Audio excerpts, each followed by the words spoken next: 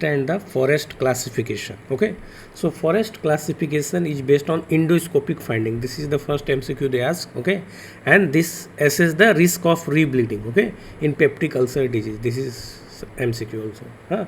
So there are 3 grades. Okay, so these 2 table I have taken from the substance given on 2 different pages. Okay, so there are 3 grades. Okay, grade 1, grade 2 and grade 3. Okay, so in grade 1 there is active bleeding. So if you see the A is for active bleeding. Okay, so A is for active bleeding. So active spotting, that is 1A, active oozing is 1B. Okay, so in 1A active pulsatile bleeding, so means it is arterial bleeding, and 1B is active non-pulsatile bleeding, so it is venous bleeding. Okay, okay.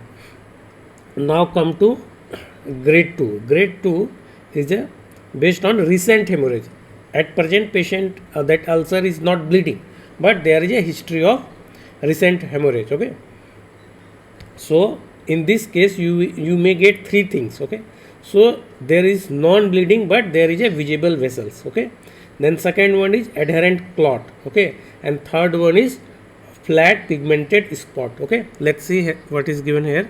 So in 2A it is non-bleeding visible vessels, then B is adherent clot, and C is ulcer with black spot. Okay, okay. So here it is very good mnemonic. Okay, so VCD, V for visible vessel, C for clot, D for dot. Okay, okay. Now come to 3. So no signs of hemorrhage, it is come under grade 3. When you will do endoscopy, you will see the clean based ulcer. Okay, so clean non-bleeding ulcer bed. Okay, so on basis of this they have divided the risk of rebleeding. So risk bleeding is high in grade 1 and grade 2A. Okay, so active bleeding you can consider it is high grade, but in visible vessels there is a high chance of rebleeding. Okay, so this thing you remember. And then grade 2B, when it adherent clot, it is come under intermediate grade. Okay, and grade 2C and 3 is low risk of rebleeding. Okay, okay. So there is a highest chance of rebleeding in 1A. Okay, and the next highest chance in 2A. Remember, this is important MCQ. They ask, they place an order like 1A, 1B and 2A, but the order should be 1A, then next 2A, then 1B. Okay, so 2A is high chance of rebleeding than 1B. Important. Okay, okay. And the highest prevalence seen of grade 3. Okay, grade 3 has highest prevalence. When you do endoscopy, there is a highest chance of you will see the clean based ulcer. Okay, okay.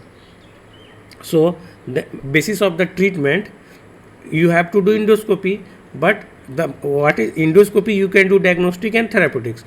So you did diagnostic, you may get all this grading. So in high risk patient you have to do the endoscopic management. Okay, okay. There are so many things you can do through endoscopy. In grade 2B you have to remove the clot and assess the clot. Basis of that it can go here and it can go here. That's why it is written intermediate grading. And low risk of rebleeding patient like in 2C and 3 you have to manage medically. No endoscopic intervention is needed. Okay, so this much you can understand from this table.